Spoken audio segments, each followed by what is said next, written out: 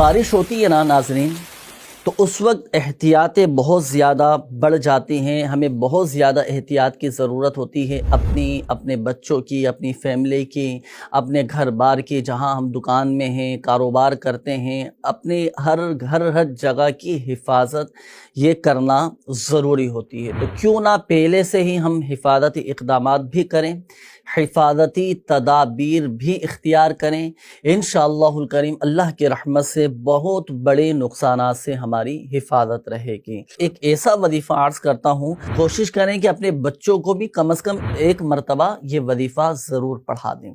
وظیفہ کیا ہے؟ صرف ہم نے 29 مرتبہ 29 ٹائمز یا مہیمنو یہ پڑھ لیں، انشاءاللہ الکریم اس وظیفے کی ایسی برکتیں حاصل ہوں گی کہ کرنٹ لگنے سے بھی محفوظ رہیں گے اور ہر طرح کی آفات و بلیات سے ہماری حفاظت ہو جائے گی۔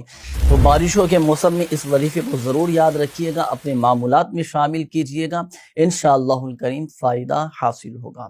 اور اللہ نہ کرے اگر کسی کو کرنٹ لگ جاتا ہے تو ایسی صورت میں گھر کا کوئی ایسا فرد جس کے تلفظ، قواعد و مخارج درست ہوں، وہ یہ وظیفہ پڑھ کر، یہ درود شفائے امراض پڑھ کر اس پر دم کر دے۔ اس کے 2 طریقے میں عرض کرتا ہوں۔